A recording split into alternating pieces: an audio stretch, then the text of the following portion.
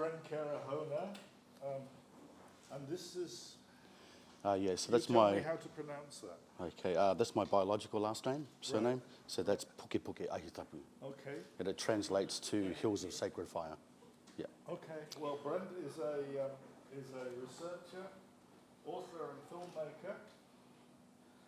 He's also a history teacher, and he's a former soldier, having been in the army for 10 years and spent part of that time as a paratrooper. So jumping out of perfectly serviceable aeroplanes, and then as a military policeman, which I would imagine is somewhat more relaxing.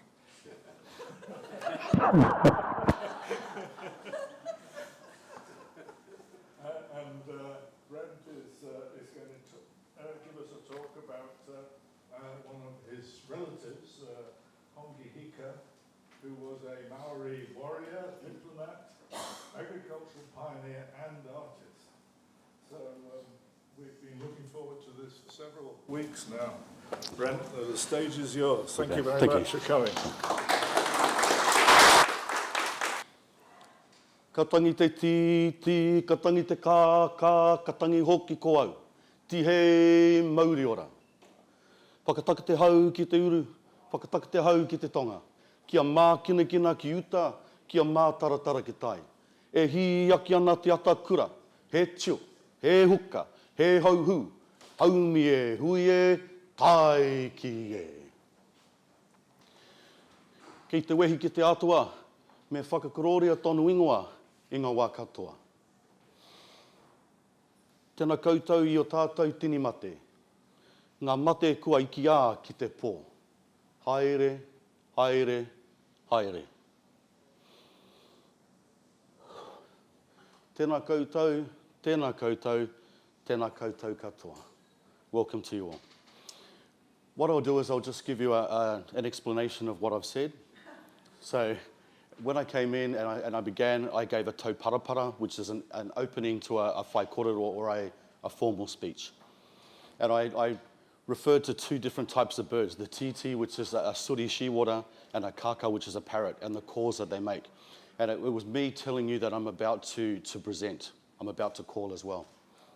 I then gave a non-denominational prayer, or karakia, and that was to clear the space and bless the space. What I need to do now is I need to acknowledge the traditional custodians of the land upon which we stand, those that have come before, those that are present, and those yet to come. The presentation I'm about to give you about Hongi Hika is highly researched. There's some information that has only just come to light over the last few months as well, with some of the research that we've done. Okay, so Hongi, he was an enigma. He was a man of fine intellect, charismatic.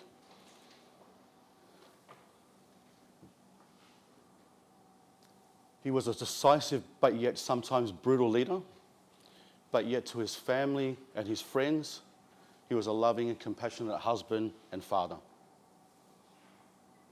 Okay, so his early life, he was born somewhere between 1772 and 1780, and his father was Te Hōtete, a chief from the Te Uri o Huahapu, or sub-tribe in the areas around Matarau and Kaikoura, which are, I'll try and get that, okay, this area just here. And his mother was Tuhikura, and she was from Ngāti Kahu, and she was from Whangaroa. Now, Whangaroa is in this area over here. So Hongi was related, like European nobility, to a number of different chiefly families. Okay, so as he was growing up, he was taught the art of maurako. So maurako is, in many respects, similar to martial arts, Asian martial arts. So the techniques that we use, and then military strategy. So he trained at a place called Pakaraka, which is just northeast of Kaikohe. Okay, so we're looking at their life, and we can't get away from the fact that the way that they lived sometimes was quite brutal, and there was trauma. So traumatic experiences experienced by some people, in particular Hongi, which was sort of a catalyst into what he would do later on. So Moromanui in 1807, There was a battle where Ngāpuhi had made their way down to fight against Ngāti Whātua and some elements of Te Roroa, Hapu, and what they did is they walked for a couple of days, but then through the night, and they camped just here at the entrance to this river, this creek. It's called Moromanui. And what they did is just on sunrise, they sat down there on the beach to have something to eat and rest. Now, unbeknownst to them, in this river, there's a valley. So if you follow the river up, there's this vast valley. And there were thousands of Ngāti Whātua and Te Roroa warriors waiting in there, ambushed. So as soon as Ngāpuhi sat down, the warriors raced out, surprised them, and so Ngāpuhi at that point had a handful of muskets, so a really small amount of firearms, and the battle swayed to and fro. So you can imagine that you're fighting a foe and you've never seen muskets before, so they're raising this magical stick up to their shoulder, there's a puff of white smoke, and then you see people falling down. Okay, so what happened in this battle though is that there was a chief called Murupainga. He was from Ngāti Whātua, which is down towards Auckland. And he was so astute that as he was watching this battle unfold, and he'd never had any experience with muskets, firearms before, he realised that nothing happened until the implement was up here and there was that puff of smoke. So he started directing his warriors to dive on the ground. So when they saw the weapon up here and a puff of smoke, dive flat on the sand and then wait till they put it down, and then they'd get up and then run again. And so Ngāti Whātua started to overcome Ngāpuhi in that battle. Also in that battle, there was a personal duel. And it was between Tauho from Te Roroa and Pokaia, who was from Ngāpuhi. Now, Pokaia was a senior war chief of Ngāpuhi. And they were having a personal battle, one-on-one battle. And what happened is Pokaia had his tau, and he speared Tauho through the throat and out the back of the neck. And then what happened is he reached forward, grabbed the spear, pulled himself closer, and then with a greenstone mere, hit his opponent. Murupainga, when we're looking at this duel between Taho and Pokaia, when Pokaia fell, that was a bad omen. And so Ngāpuhi turned and fled northward, so they started running up along the beach. What happened is Murupainga directed Tiake, who was the fastest warrior they had, to chase them up the beach to a certain point, and then with his taiaha or staff, I'll draw a line in the sand from the beach up into the cliff face. And that was to denote that we weren't supposed to chase them past that point. So Ngāti Whātua weren't to chase them or pursue them past that point. There's probably a number of reasons for that. If you look at it tactically, militarily, you don't want to string your forces out too far, because then you're weaker. You want to stay together as a group and not overstretch. Also, there were intermarriage relations there between Ngāpuhi, Te Roroa and Ngāti Whātua, and some of the accounts from Ngāti Whātua is they didn't want to decimate all of that Ngāpuhi war party at that one time because of those close personal relationships. So at the end of this battle, there were so many bodies that they weren't able to be eaten, and some of them were left on the beach. It sounds gruesome. So when we think about kai tangata, which is cannibalism, but in some respects we used to do that. There's a number of different reasons why we did that. People believe that sometimes that when you consumed a part of somebody, you absorb their mana or their power. Others was to totally desecrate them. So consume them and then excrete them as waste. So there's a number of different reasons why we think it may have happened. Now, this battle is now known as two names. So Te Kaia Te Karoro, which is the seagull's feast, for obvious reasons. And then the other one is Te Haerenga o Te One, meaning the marking of the sand, where Tiake ran up and he drew that line in the sand. Okay, so this event would be the catalyst to drive Hongi into further battles in the future, not only with Ngāti Whātua for this loss and for the loss of his family members, but also for past losses to other tribes as well. In this battle, Hongi lost two of his brothers, Hau Wawe and Hau Moka, and even worse, he lost his sister, Waitapu. Now, this is quite gruesome. I share this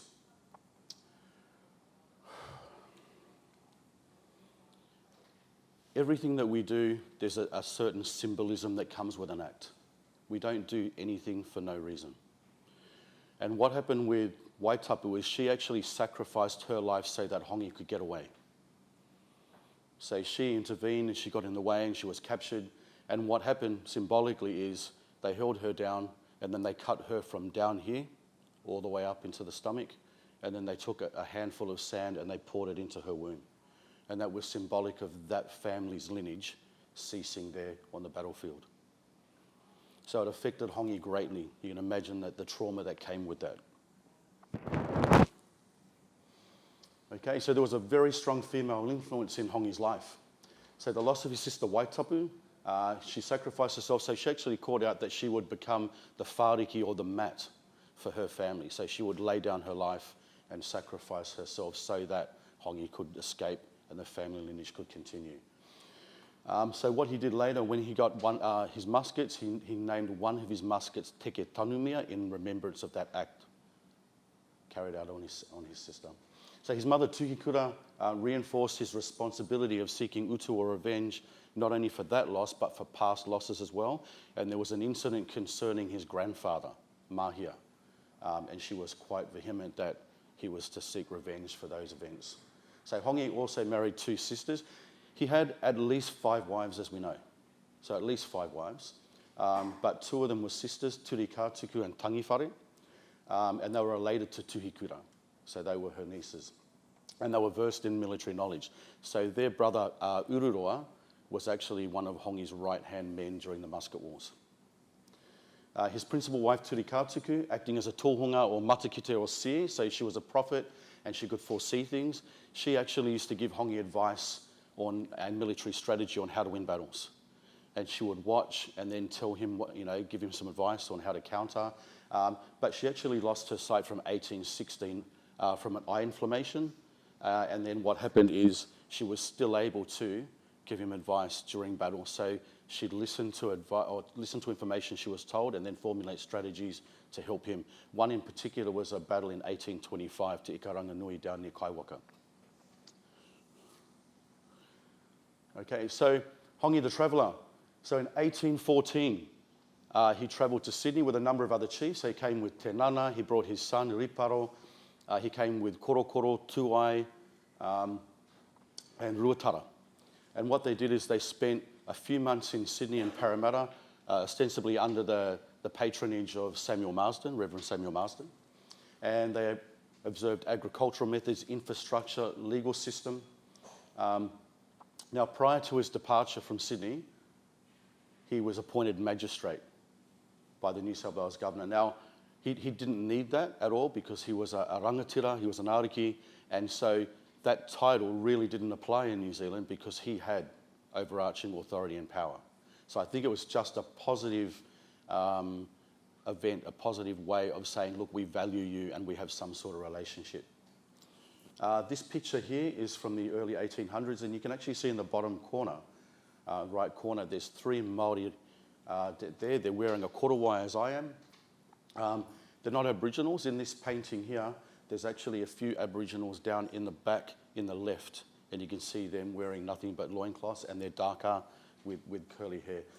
So there's 3 Maori there. Okay, so while he was in Sydney, in October 1814, Hongi carved a wooden bust of himself from a fence post at Marsden's Parramatta farm. So Marsden said to him, I wanted his head to send to England, and he must either give me his head or make one like it of wood. Now, your head is tapu. Your head is the most sacred part of your body. So normally that could have been construed as an insult, but because of the relationship that they had, and I think when you're looking at Hongi Hika, he was cultivating Europeans as well. So it wasn't Europeans using Hongi, it was more so Hongi cultivating relationships so that he could go places and he could acquire things. So Marsden wanted to send examples of traditional Māori art and artefacts to England as gifts so they could establish a mission in New Zealand. So what they would do is send these gifts to England and they would have travelling exhibitions and people would pay to come and see some of these artefacts or taonga. And so this bust here is one that is in Brighton Museum in England. For a long time we thought there was one. So there are actually 3 in existence. Now the question here is, which one is the genuine self-created bust that Hongi made in Parramatta in 1814? But we'll talk about that a little bit further. Okay, so this is bust of Shungi. So Shungi, there's a number of different variations of the spelling of his name. There's Shungi, Shonghi. Even in the book that he helped write at Cambridge University in 1820, his own name was actually written Hongi Hika. So there was no H, there was an O and an apostrophe, and then a K-A. So this image here, this was published in the Church Missionary Society papers as early as 1816. So that helped me a lot in the research that I was doing into the 3 busts, comparing the 3 busts. So this is the earliest known image, and this one matches that bust that I showed you a little bit earlier. So this one more closely matches the bust from Brighton than it does the one in Sydney or the one in New Zealand. Okay, it's not definitive, but this sketch matches that bust a little bit more. So we know that for this image here to be published in 1816, they must have seen this or had this, because it's almost identical. Okay, so Hongi is a leader. So initially the role of Ariki or paramount chief wasn't going to be Hongi's. Hongi was probably going to be the war chief in his family, but the war chief isn't the paramount chief. So we had a number of different roles. So particularly in a family, if you're a rangatira's family, you would have Ariki, which would be groomed to be a paramount chief. You would have a war chief, which in some cases was the Pōtiki or the youngest. And then you would have what we have foreign affairs. So you'd have diplomats as well. So if there were issues between tribes, they would go out and they'd try and find out, is there any way we can resolve these? If the answer was no, then they came back, they discussed it. The paramount chief would ask advice from the war chief, and then they would decide what to do from there. If they were able to resolve things, either through trade or letting people travel through their area for a certain amount of time, or even tono, which is arranged marriage. We might marry a chief's daughter to another chief's son to arrange a peace deal. Okay, so what happened was Hongi had older brothers. Now, you can imagine he had his father, Te Hōtete, had more than one wife. So he had half brothers, half sisters. But what happened is most of the high-ranking brothers, older brothers, were killed at Moromanui in 1807, as we spoke about. And then there was only Kaingaroa. So Kaingaroa was probably the last of his brothers of real status. But unfortunately, what happened is when they got back from England, Ruatara, and Ruatara is a whole other story. The guy is amazing as well. But Ruatara, he invited the missionaries and Samuel Marsden to set up the missionary station at Rangihoa in 1814, and they started to build that in early 1815. So Ruatara wanted a European-style village. So they had their pa up on the hill, but the flat land down near the beach, he was going to gift to the Europeans so that they could build a European-style village. So he started surveying, working hard. He was out till all hours of the night. He was measuring out plots of land and figuring out where the pathways and roads and things were going to go. And he got sick. And so he passed away really early in 1815. And so what happened is we had another chief come in and then temporarily take charge, but he wasn't very effective. So I'm not, I don't want to cast aspersions on, why he wasn't effective, but he was only in charge for a short amount of time, and then Hongi usurped him. And then Hongi became the main patron of the Church Missionary Society from that time forward. So what happened is Kaingaroa then passed away early that same year. So the mantle of authority and power now rested with Hongi in his family. So Hongi was the patron of the CMS and his missionaries, so he could see the benefits that he could gain from having a relationship with them. And he helped Thomas Kendall, the missionary Thomas Kendall, in compiling or creating the first Maori English text, which was effectively like a dictionary. So it was called a Kerehona, New Zealand. It was actually published in Sydney, so at Circular Quay. So if you're at Circular Quay and you turn left, just underneath the overhead bridge, that's where the publishing house was, Howes Publishing. A few years later, I'm pretty sure 1819, it's when they started to build the next missionary station at Kerehona, and then they relocated. So they left the one at Rangihoa for various reasons. They weren't getting enough trade, there weren't enough people there wasn't enough influence, and so they actually moved to Kerehona to a place called, Kerehona Basin, but Kororipo Pa. That was the stronghold of Ngāpuhi. So this is a copy of that first book. There is only one extant copy remaining. So Auckland Museum have this.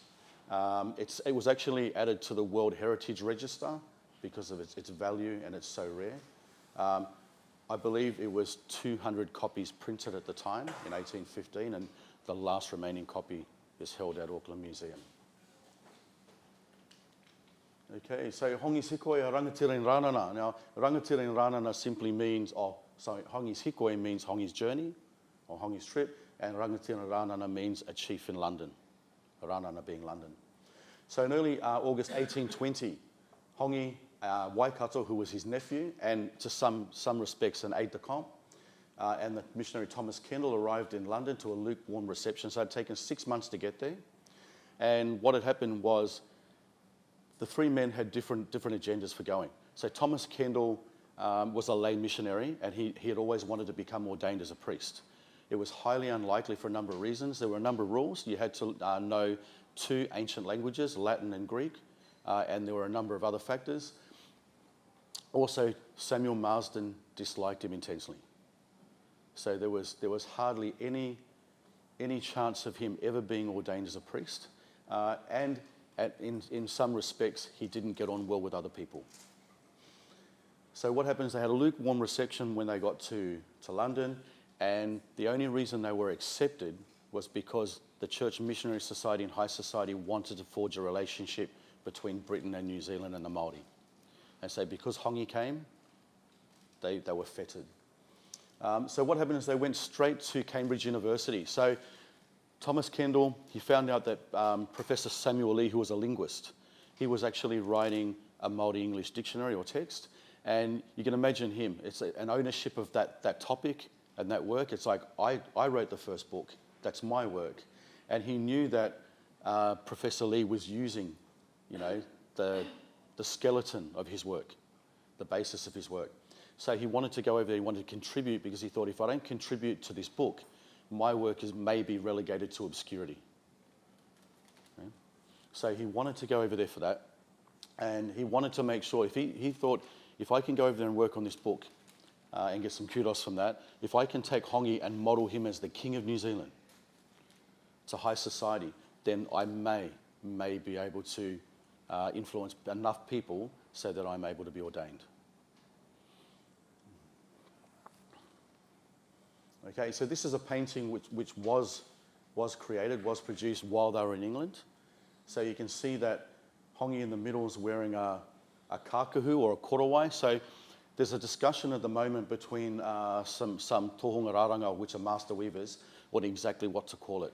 So korowai for us, a korowai is usually a woven flax cloak, and it has tassels. So we call them huka, but tassels hanging from it. Now this is something quite different in that it almost, the undergarment, so the frame of this is a korowai. The frame of this is a korowai. The whatu or weaving is only about 1.4 centimetres wide all the way down.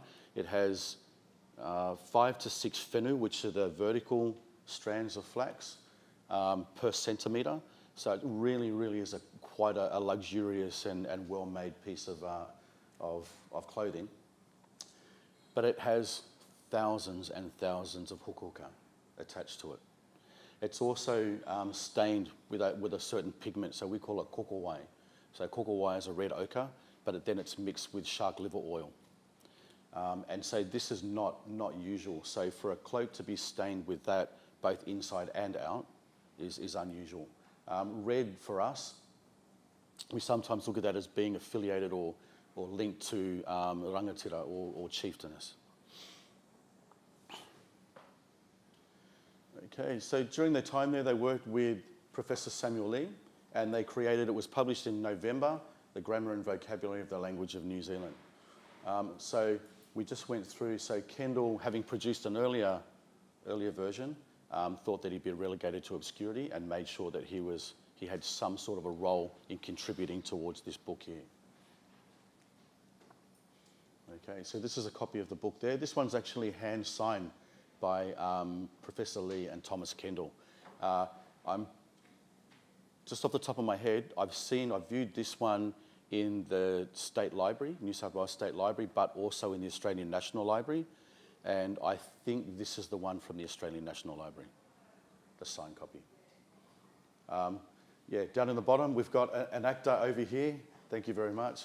Professor Samuel Lee, can you stand up for a sec, Craig? Thank you. Craig Sams. So, thanks very much for that. So what we're doing is we're actually creating a short film to go along with a series of bicentennial commemorative events that we'll be holding in England, Australia and New Zealand in September, October next year. So yeah, thanks Craig.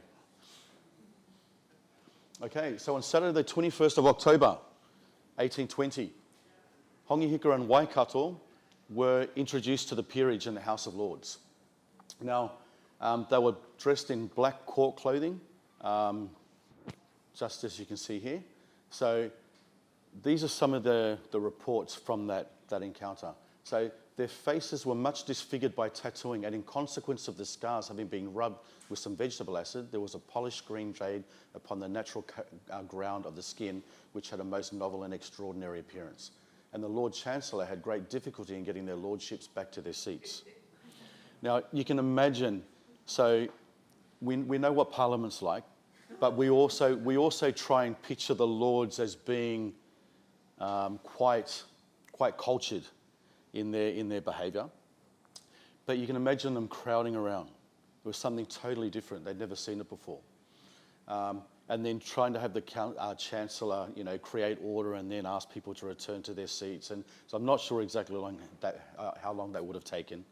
But they then were asked to sit down at the front, at the bar, and then they watched the proceedings of the day from there. So Thomas Creevey MP, who was present at the time, wrote, "I found his royal face to be one of the fairest specimens of carving I've ever beheld. The Chamberlain's face was fair, the sunflowers on it were highly respectable, but the King's was a blaze of stars and planets."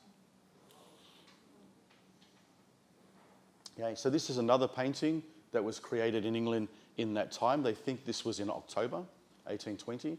So Hongi is wearing that same kākuhu, that same cloak. And you can see, we've just looked at MP Creevey's accounts of how they looked. So you can see that Waikato, he doesn't have as much of his tāmoko done. Now, there's different reasons for that. Different places on your face mean different things, and then the actual designs mean different things again. So there may be things that he was going to do in the future, and then more of his tāmoko would have been added and completed. But Hongi, having the lineage that he had, was able to have an entire tāmoko, or moko mataura. Okay, so how do you do, Mr. King Hongi? King George IV replied as the two chiefs stood before him. So these are images of Carlton House in Westminster. It no longer exists. So Carlton House was a palace in all but name. What happened is it was used to host foreign dignitaries and other events. Now, King George IV didn't like Carlton House. I'll talk about that a little bit later. Okay, Monday 13th of November 1820, Hongi and Waikato had been granted an audience with King George IV in Carlton House. So Hongi gave the cloak, or the korowai that you can see up there, personally gifted that to the king, folded it, laid it in front of the king, and they greeted each other as kings. So King George greeted Hongi as a king, and in return, the king greeted him as King Hongi. So what happened was, this gift was personally given by Hongi, and in return, Hongi was given a double-barreled musket, which was engraved with some information. He was given an officer's guild helmet. He was given a chainmail suit of armour. He was given a sword and some other gifts. I think there was a coat with gold royal buttons and then a royal seal with a king's stamp. But what we saw, we've just come back from England a couple of weeks ago, and I actually went to see this document here that you can see on the left. And this is the original invoice and the receipt for the 2 guns that were given to Hongi and Waikato. So we went to the Royal Archives at Windsor Castle, and I'll throw in a little story there. We had to be vetted, obviously, because the Royal Archives is actually part of the Queen's Royal Apartments. And so when we arrived, they took my photo, and then my wife was sort of like, how come you're not taking my photo? And it's because she didn't realise she'd already been vetted weeks before, and they'd taken her Facebook photo and put it onto her. My photo was a side profile, so I had to have another one taken on the day. But when we got there, so I was really happy that I was going to be able to see this original document because it clears up a lot of stories. So you can imagine in history there's a lot of half-truths, there's stories that have been merged together, and they're not quite accurate. And what these invoices here do is they clear up a lot about exactly what they were given and by who, and the description of those items. So what you can do is you can look at items that are in museums now and then ascertain whether in fact they are the original or the genuine artefacts. So just in relation to that, a couple of weeks ago, Te Papa Museum in Wellington was approached by an agent on behalf of someone that said they had the gun that the king gave Hongi. Now, when you actually look at this invoice here in the description, it's very clear immediately that that wasn't the gun that the king gave. So it doesn't mean that it was never Hongi's to begin with, that gun that this owner had, this collector had, but it wasn't the gun that the king gave Hongi. So I was really happy to see this, but what happened is we got told about this next document on the right. They said they just found it. So these are in their Georgian collection, so they haven't been scanned yet, they haven't been catalogued yet, and this one has just been found. So the one on the right is actually, this is the first time the public's seen this one. This one is a receipt and invoice for the helmets and for the swords. So it clears up a lot. The helmet over on the right, so that is supposed to be the helmet that was given to Hongi. And then what we need to do now is we need to go and look at this description and then compare that helmet with this description so that we can determine whether that is in fact Hongi's helmet or not. Okay, so while he was at Cambridge University at Queen's College, he actually met a young French baron who was a law student, Philippe de Thierry. Now, Philippe de Thierry, he had grand aims. He had grand aims. So one of them was to secure a sizable tract of land in New Zealand and then, what word am I looking for? Claim it as French sovereign territory. And then he thought that the French government would then bestow upon him some wonderful official title for that.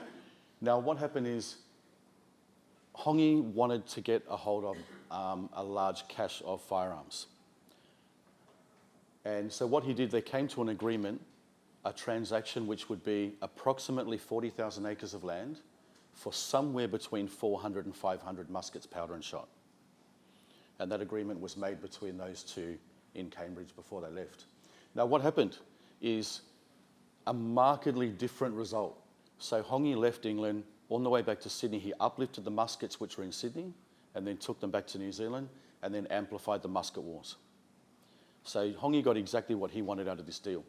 Now the problem was that de Thierry obviously couldn't pay for those weapons at that time, and then he was placed in debtor's prison as a result, with a debt of, I think it's 843 pounds, which, as you can imagine, in 1820 was a ridiculously large amount of money.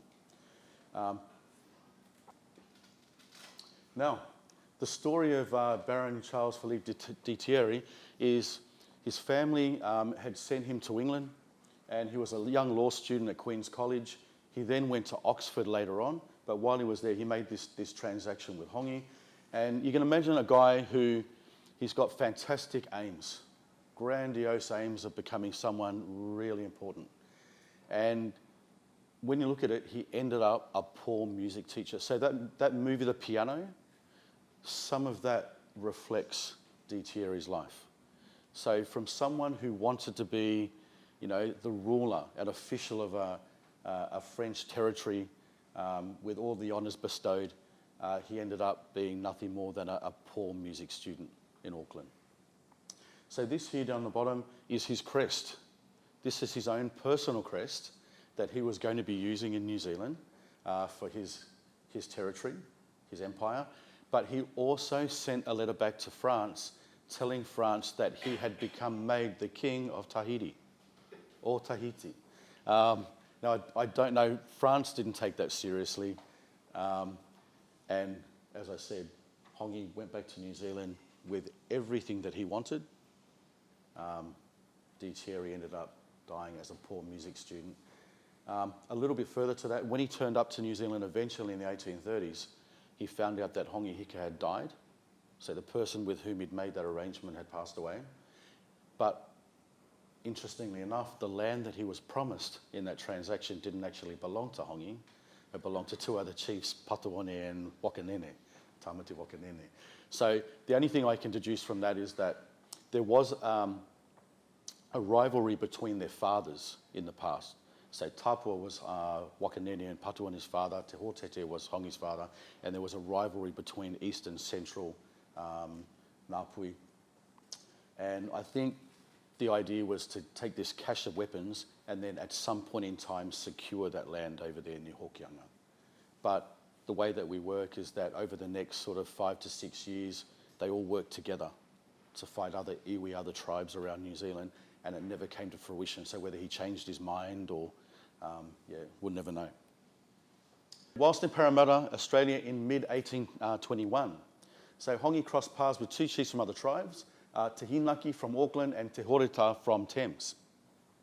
So Hongi had picked up his weapons, he was taking them out of the casket, he was polishing the plates and the frisson on his weapons so that they were shining in the sunlight. And as he was doing that, he was asked by Te Hinaki who the weapons were for. Now Hongi replied, Moaku pu, which means it's for you. So it was a clear message that when we get back to New Zealand, we are going to attack you. We're going to wage war against you. So you can imagine these two chiefs, they were actually on their way to England. They were planning on going to England. And they changed their mind, obviously, and then tried to hightail it back home. So what happened is it was really difficult for them. So they were trying to find a vessel that went back. There were only limited vessels at certain times, and they found out that the next vessel that was leaving to go back to New Zealand had Hongi and Waikato and the guns on it. And they didn't want to get on that boat because they thought if this boat goes up north first to Ngāpuhi, then that's it for us. So they arranged to get sent back to New Zealand on Samuel Marsden ship, the Active. So with these weapons, Hongi named one Teke Tanumi in remembrance of his sister, what happened to his sister. When he got back to New Zealand, he'd unleash a vicious assault, the likes of which had never been seen before. Now the reason is that if you look at intertribal fighting, traditional intertribal warfare, we're fighting predominantly hand to hand. So there's only so much damage and so many deaths that can occur in any one time. We could go, so we weren't full-time warriors. You know, so we'd be doing different jobs, we'd be cultivating our crops, and at the end of the season, we had a small window of opportunity where we could go and resolve issues or go and wage war against another tribe if we had a take or a problem. And so you've got to remember that you can't just go and fight for a long time because the longest time you're away, the more vulnerable you are at home. And so they used to go away, they used to fight for limited periods of time, and in those limited periods of time, you may not even get into their fortified position into the pa. And there might be limited injuries or casualties. But as soon as we got a large or whole-scale cache of firearms, that whole face of warfare in New Zealand changed. So we could go to a pa and take that pa in a day. And then what you've got their food, their resources, you've got their waka or their canoes, you've got slaves or people to carry and do things for you. So you can just roll on and on. So you can go from one pa to the next one, to the next one, to the next one. And you also know that home is safe because you've got a cache of weapons and warriors there protecting it as well. So you can go off on wakatawa, which are war parties, you know, for months. Okay, so the musket wars, I'll only talk about this a little bit because this is one of those issues in New Zealand history that causes a lot of hara or hurt and my pain. So when I talk about it, I won't be going into specifics. There'll be little issues that I talk about here and there. When he got back from England, he actually went and he fought at Mokoia and Moenaina Pa, which was where Te Hinaki was from. And they routed those two pa in 3 days. They then moved on to Thames, and then they went and they hit Te Tōtara Pa, which is where Te Horeta was from. Now this one here, when you look at, we look at Hongi as this fantastic, great, all-powerful war chief in history. And that's pretty much in New Zealand. The majority of people, and I'll just deviate quickly, does everyone know that New Zealand government has just decided to make New Zealand history mandatory in the curriculum as of last month? Okay, so it's really telling. So you can imagine that there's generations and generations of New Zealanders who don't know New Zealand history properly. And so their view of Hongi as a person is very skewed. And I don't blame them, because what they've been taught and what they've been told, and intergenerational trauma that's been passed down to them from their family members and relatives, we totally understand that. But I think it's really important that we can look at Hongi now, especially with this initiative happening, and we can look at him in his entirety as a whole person, and in everything that he did.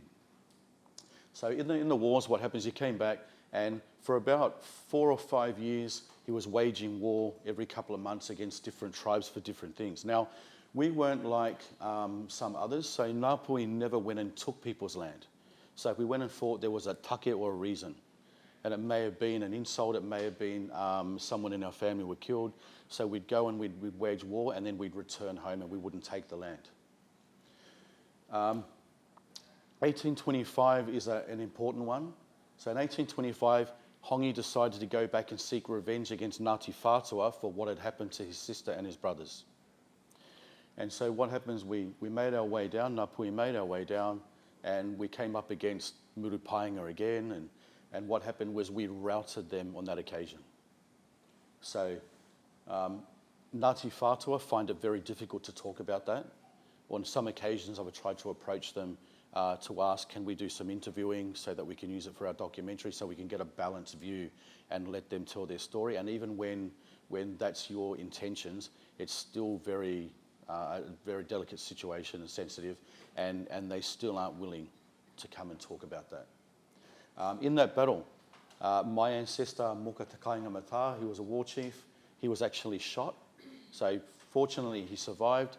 There was another chief called Rawiri Taiwhanga who carried him and then laid him in the reeds by the river until the battle was finished. Now, Hongi Hika acted as a surgeon on that occasion, so he saved my ancestor, but unfortunately he wasn't able to save his own son's life. And from that point, this is where Hongi's world begins to collapse. So it affects him deeply.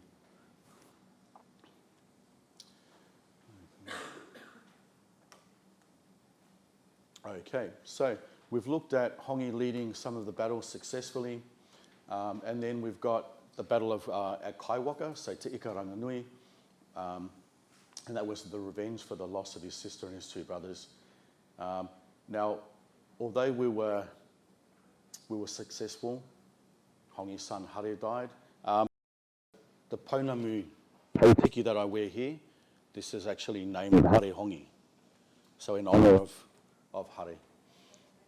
And so this will travel with me wherever I go, all around the world.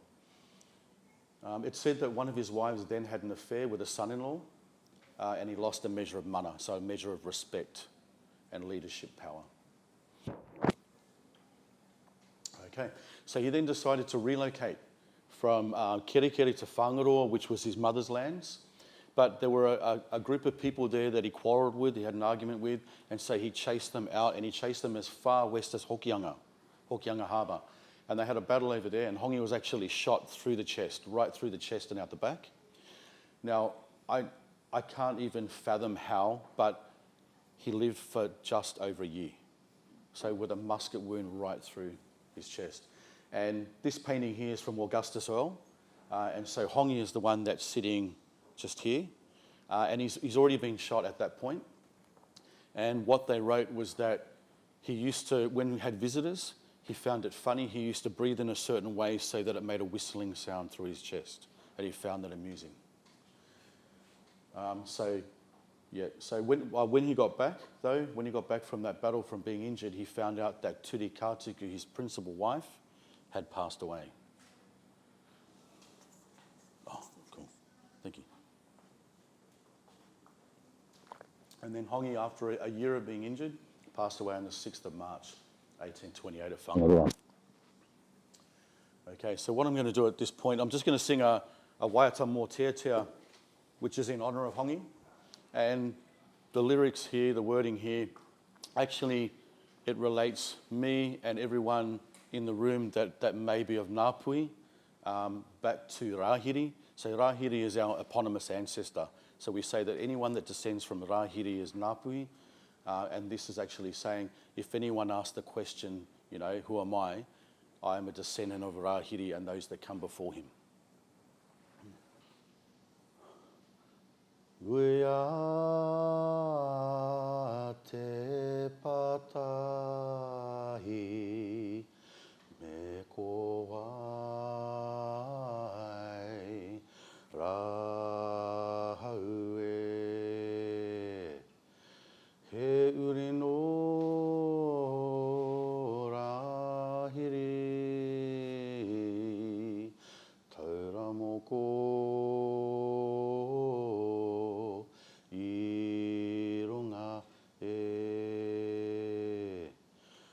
Taku puti pono he ngā kau pauri e.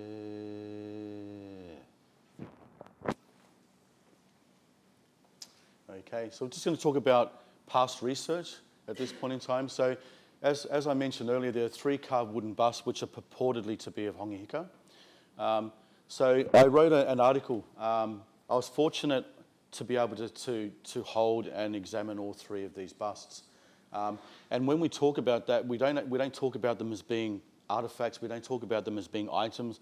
We believe that they're imbued with the mana and the personality, the character of the person of who it's carved. Now, this is really interesting because up until this point, we don't know of anyone that had carved a living person. So it's our practice that we carve people that have passed on. And for us, we remember them that way. It's almost like having photographs of our ancestors that we can look at. Now, this here is the first recorded instance of someone carving a living person. So the one on the top is the one at the Brighton Museum. The one on the right-hand side is the one it used to be the Macleay Museum.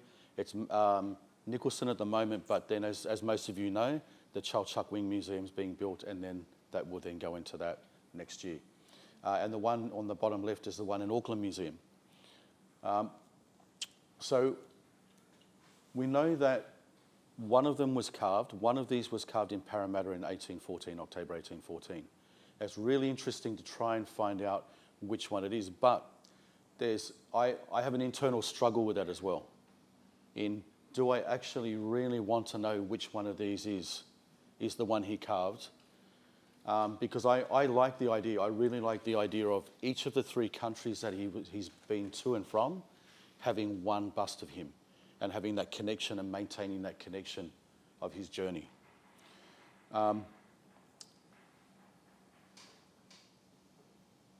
Okay, so when I was in England in January, I was fortunate enough to be able to view this kākahu, and it's the one that Hongi's wearing in that painting. Now, the British Museum didn't know that was that kākahu or that korowai. So it's only fairly recently that they've realised that that's what it is.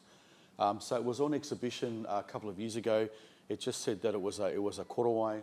Now you can see that it matches this one because the pigment is both inside and out, which is not regular. And you can see the thousands and thousands of huka woven all around it. So what I did is I looked at that, and I felt we have something called wairua, and when I walked into the room and when I felt the kākahu, I felt this sort of life force. And I made a decision at that point in time that I was going to travel back and I was going to examine that with the idea of possibly recreating it, so weaving it, reweaving it. So fortunately we went back. So my wife, Delise, weaver Ray Midwood and Louise Broadman were able to go back, do our detailed examination. And so we have Tohunga Raranga, which is a master weaver. Her name is Te Hemwata Henare. So she is the chair of the Maori Weavers Association, and she is a descendant of Hongi, and she has decided that she is going to create that for next year for our series of events.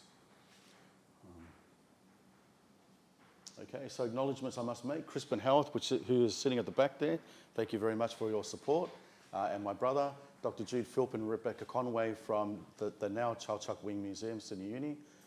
Helen Mears from Brighton Museum and Royal Pavilion, she's a keeper of world art. Dr. Gay Skolthorpe, who is the head of Oceanic in British Museum. James Hamill and Jewell, who are curators.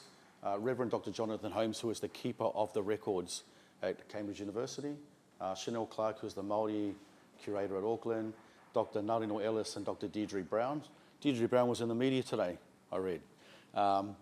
So they were both doing some research on Hongi's busts about 5 to 6 years ago.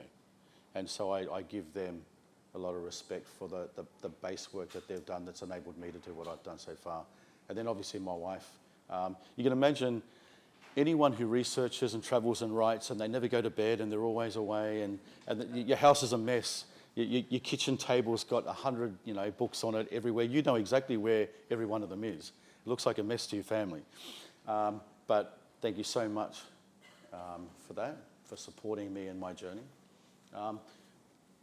Yeah. Does anyone have any questions that they'd like to ask about today's presentation at all? Yes, yes. You mentioned that when the two Maori kings went to the House of Lords, they wore black. Was that a traditional Maori costume? No. So I think they were trying to fit in with the style of the time, so black court clothing. Yep. So for us as chiefs, we probably really high quality woven clothing with a combination of European clothing underneath. Yeah. Were they here? Was he actually converted? What do you call it? Christened? No. So it's really interesting. It's really interesting. He was the patron, and for a long time too.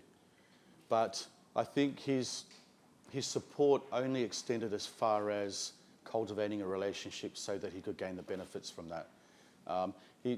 A lot of our chiefs from that period, from the 1820s and 30s, were anti-Christian, anti-religion, because they could see not only is it something foreign, but it changes the whole hierarchical structure. And if you bring in Christianity and everyone's supposedly equal, then leaders begin to lose their power and their status in society. Just one other question, because I was very impressed by you saying, I don't really want to know those carvings. I want to see them more as a linking factor. But as a sort of shadow point of that, what about all these muskets? I mean, that's pretty awful. It is. That's colonisation. Yeah, look, I'm not one to blame Europeans for that. I think it was a choice by Hongi to go and acquire that many at one point in time. More blaming the Brits. Yeah, look, I think the king, there's a whole lot of stories, and this is where we get back to New Zealand history being taught properly. So there's a whole lot of stories where people believe that the king gave Hongi those muskets. Now, Hongi was given one musket.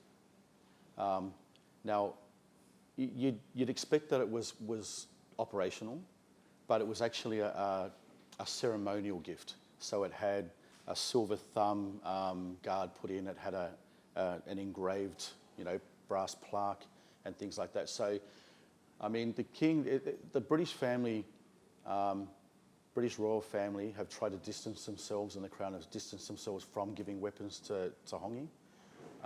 So, I mean, I think one gift as a ceremonial exchange, I don't classify as giving weapons. Well, with Hongi and him, yes. So, but Europeans were trading with Maori. It's really important to think that, or to know actually, that when the Europeans were coming in, they needed the resources that we had.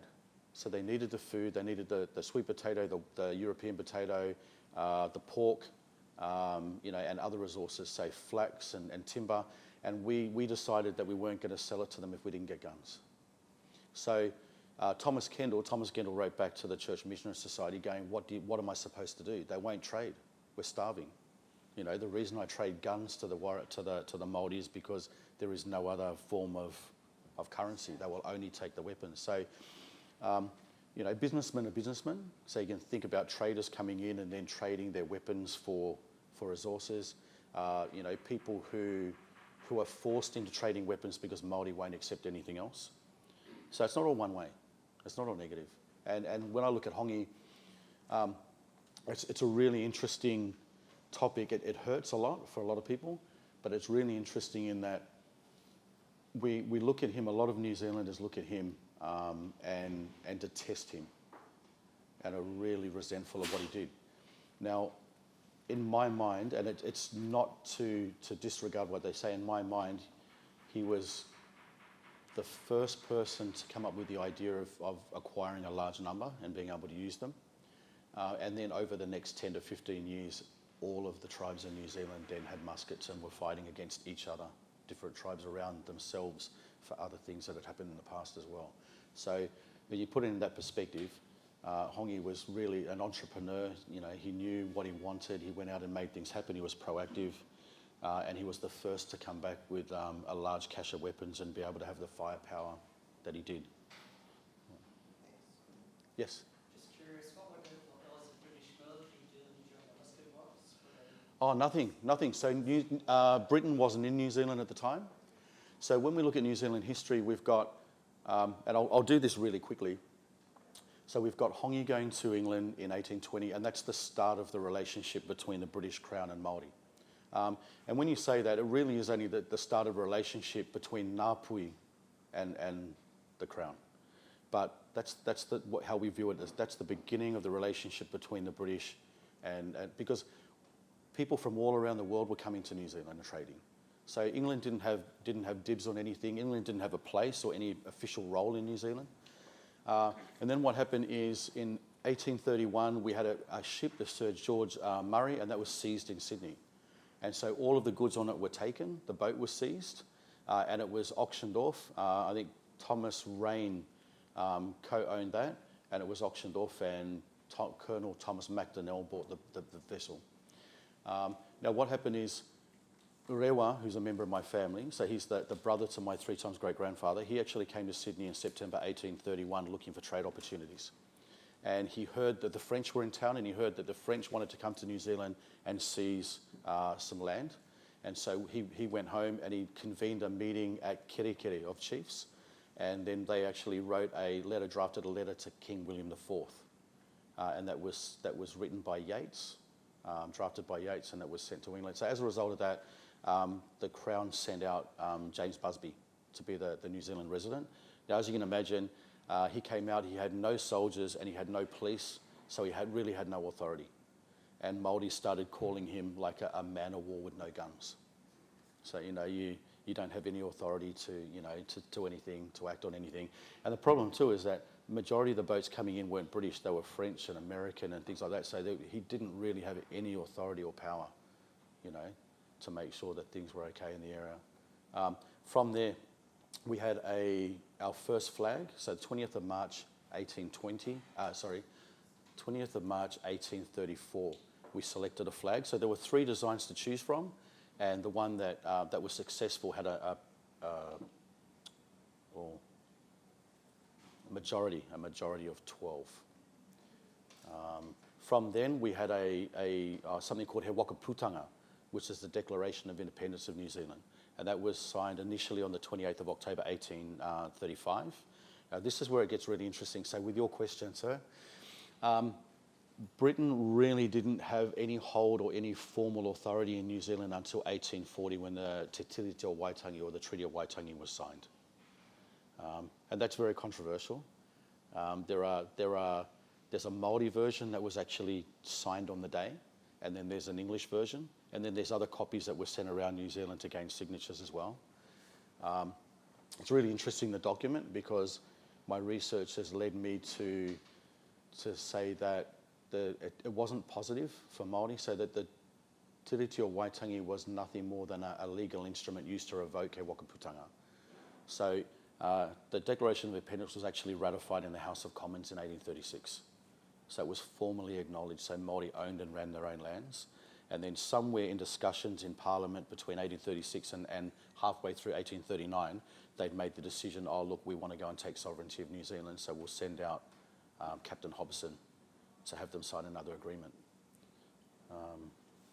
So that's from 1840 onwards is when Britain started to arrive. So we had no redcoats, no military or police in New Zealand up until at least 1840. Yeah. What's the thing, like you were saying, you finally got a New Zealand flag and et cetera, right? And that was all agreed to. Mm-hmm. The Maori tribes, were they united in those decisions, or was it because they appear to be more interested in fighting each other than actually being united as in other countries, tribes in other countries? Yeah, so look, how many were actually involved? Yeah, look, unfortunately, we never have been, if you look at Aotearoa, New Zealand, we never have been one single unified entity. Now, even within tribes, and we've got hapu, which are sub-tribes as well, and you have your own leaders for different areas. Now, the Declaration of Independence was signed predominantly from northern chiefs, but there were other chiefs from down near Hawke's Bay and over near Auckland. So the Declaration of Independence is it's situated sort of predominantly northern New Zealand. Okay, The treaty itself, though, was taken all around New Zealand.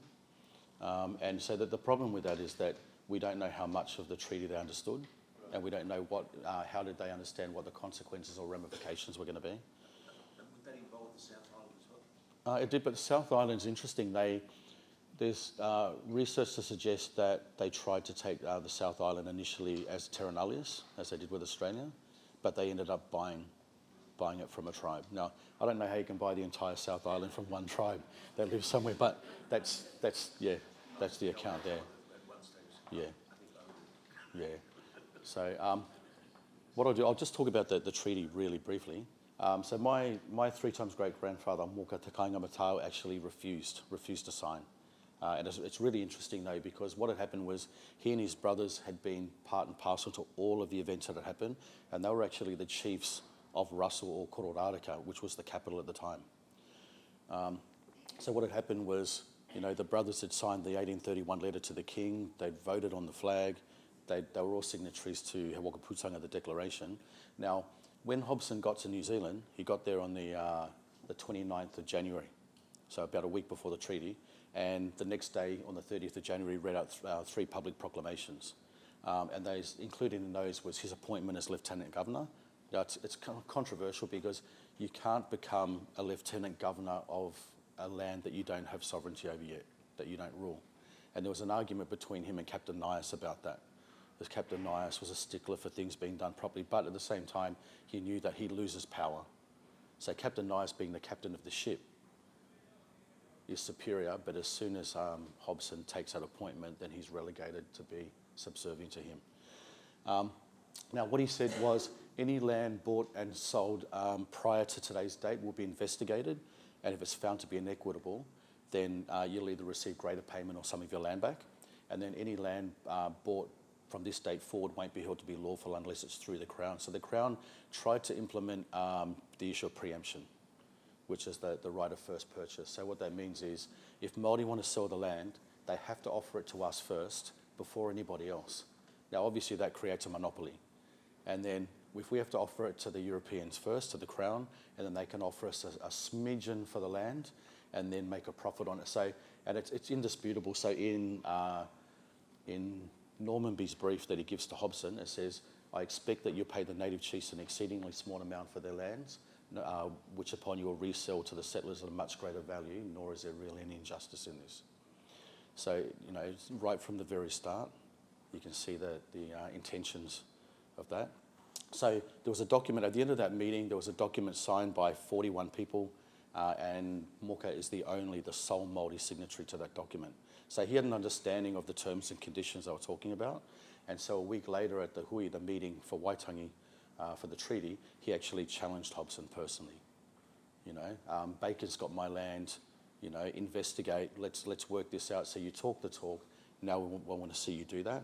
And if it turns out, if you're able to do that in front of us, so all of the chiefs are here, you're the representative of the Queen. If you're able to do that here to our satisfaction, then I'll trust you and I'll sign. Now, what happens, these last comments basically are, yes, all false alike, my lands will not return. So he's basically accusing Hobson and the Crown of being deceitful and thieves. And so when you actually look at Te Tiriti o Waitangi, in one column it's got his other brother. So it's got he tohu o Hori Kingi Wararahi, which is Te Whararahi, and a mark. In the next column it's got Te Tohu o Rewa, which is his other brother, and there's a mark. And then directly under is Te Tohu o Moka, and it's noticeably missing a mark. So when you look at the information that he knew and the comments that he made and then the lack of a signature, then all indications are that he refused to sign on that day. And so for me personally, I don't hold any weight or if my ancestor decided that he wouldn't sign and he refused on principle, then for me I actually go back and I look at He Waka Putanga, which is a declaration, which basically still means that we own and run New Zealand. Now, yeah. So, do we have any more questions, or yeah?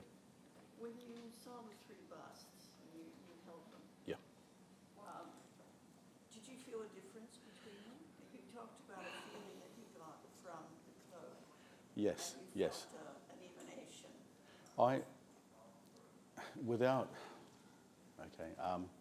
I'll provide a link to an article that I've written that you can read. It's pretty direct. I've stopped short of actually claiming that I know which one is the legitimate carving, and that's because I know there's massive implications that come with that, and so you've got the issue of people's mana to consider. You've got financial aspects, the reputation of institutions, and so it's really important. I did receive a feeling from a particular one.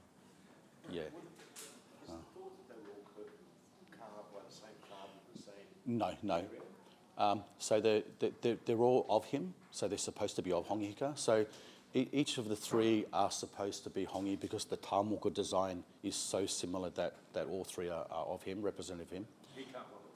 He carved one of them. Exactly. Yeah. But Now. he carved that in Parramatta. Yeah. Yep. So the one that he carved out of a fence post Is most likely gum tree, eucalypt. Australian wood. Yeah. Yeah. And the other two, if they'll carve somewhere else, would be different wood. You would think so. So if someone tested the wood, they need to just cut it into 3 sections, give it Yeah. So the one that is in Sydney University, that's been looked at, and that is Australian hardwood. So that's good with that. The one we're actually in deliberations at the moment with Brighton and Auckland over can we use dendrology, so like the study of the wood and try and figure out exactly what it is. My thoughts right now are that the one that is in Brighton is also made of hardwood, so that just the finish and the weight and the grain, and it's got some sort of a varnish on it.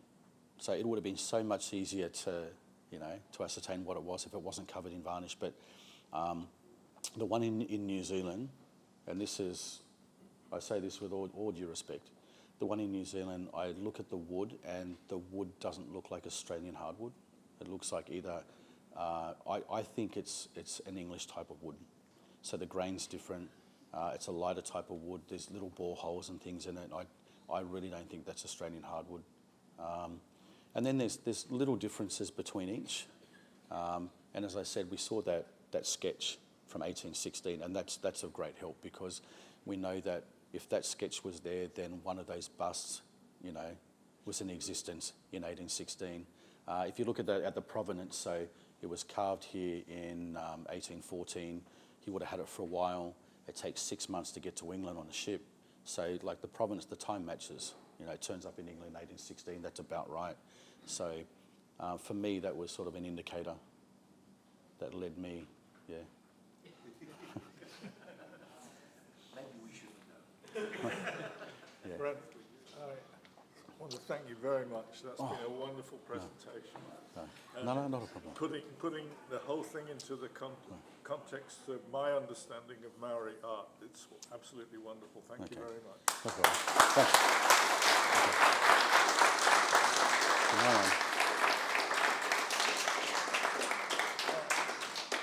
We have a small gift for you here, which is an antique book called The New Zealanders, and we'd like to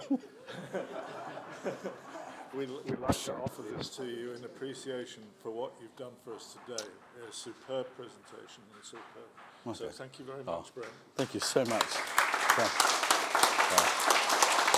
Can I just mention next year's series of events? Yes, please. Okay. Actually, I was going to Okay. do that because we would like to build a link with your Yeah. community and your events that you're planning for next year would Okay. be, and we will publicise them, for example, in Okay. our. Yeah. But please go Okay, ahead. thanks. Yeah. Okay. Thank you so much for this. It's.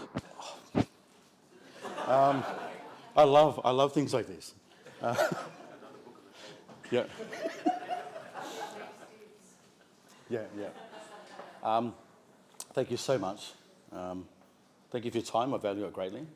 What I'll do just briefly is I'll talk to you about a series of events that we have happening next year that you're invited to. So we're planning a series of bicentennial commemorative events. So next year is the 200th anniversary of Hongi, Waikato and Thomas Kendall going to England. And so what we've been able to do is we've been able to secure a number of events both in England, here and in New Zealand. Our opening event is at Cambridge University on the 25th of September. And then we've got the Brighton Museum, which has one of the busts of Hongi on the 28th of September. Then we move to Norwich Cathedral, so Norfolk Records Office and Norwich Cathedral when they have the original register and supporting letters for Thomas Kendall's ordination. And then our final event is at the British Museum where they have the cloak. So what we're doing is we're hopefully having a high tea at Carlton House Terrace, which is where he met the King, and then going to see the cloak from there. We've been given an invitation to go to the Royal Archives at Windsor Castle, and then obviously we'll throw in some tours. So we're going to the Tower of London to go to the Royal Armoury, where Hongi was given a tour, to the House of Lords at Westminster, where they were introduced to the peers. So that's our UK leg. Hey, When we get back to Brent, that's an amazing, because we were talking just before you started about a possible trip around France at the beginning of September, which some members of the Society would be involved in. And as it happens, I'm going on from there to be in England at the end of September. really. So we may be able to get some members Definitely. to join you. That's Yeah, definitely. Yeah. And then we've our Australian leg. So on the 8th of October, we've got a history of Māori and Parramatta tour, which will be hosted by Mara Makamera over here, Māori academic. She wrote the history of Māori and trade in Parramatta.